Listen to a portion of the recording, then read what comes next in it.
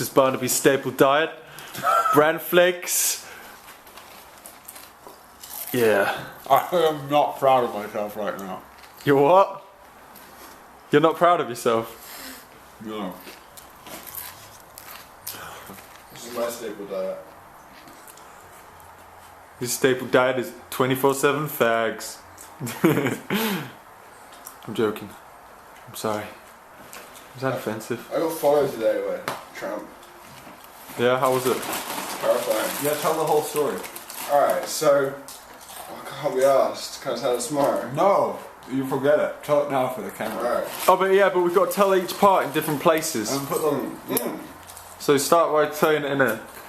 So we've got that bit where you've got the introduction to it, so say something. Okay, so I went to get my pictures developed in town, and I was just like walking down the high street, and then I looked behind me and I saw this guy, and he wouldn't stop following me. He was behind me.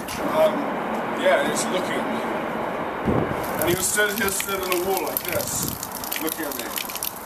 So I just carried on walking, basically. And I found a coffee shop, and I went inside, and then he followed me in, and I was really scared. So I ordered some tea. I sat down, and then I looked outside, and he was gone. And I thought, okay, I'm just gonna wait this out. Just wait an hour, and then I'll be safe.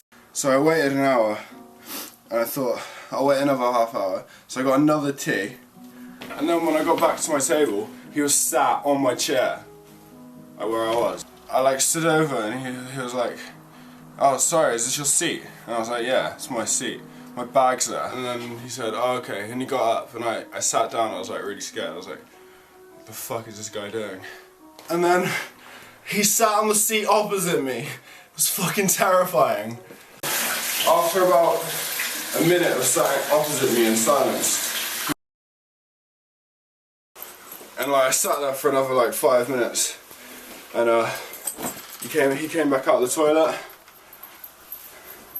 and then he went outside, and I sat there for another half hour, and I was like, where'd he go? Because when he left, I could see his head going past the glass. Then just at the end of the glass window, his head went down, and I was like, what the fuck? And I looked outside, and he was just sat outside on the table, like on a chair without a coffee, and I was like, fuck. So then I looked at my phone, and I only had 10% battery, and I was like, what the fuck do I do? I can't go home because it's not a half-hour walk. He's gonna follow me all the way home. I just booked a taxi and fucking lugged it across the main road into the taxi and came home. And now I think I have agoraphobia.